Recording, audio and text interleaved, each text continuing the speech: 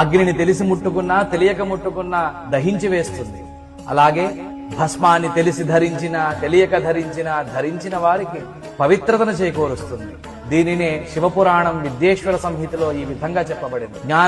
జ్ఞానతో వాపి వహ్నిదాహ సమం యథా జ్ఞాన ధృతం భస్మ పావయేత్ సకలం నరం. అలాగే యాని తీర్థాని లోకేస్మిన్ గంగాద్యా సరితశ్చయాః స్నాతో భవతి సర్వత్ర లలాటే యస్త్రిపుండ్రధృత్.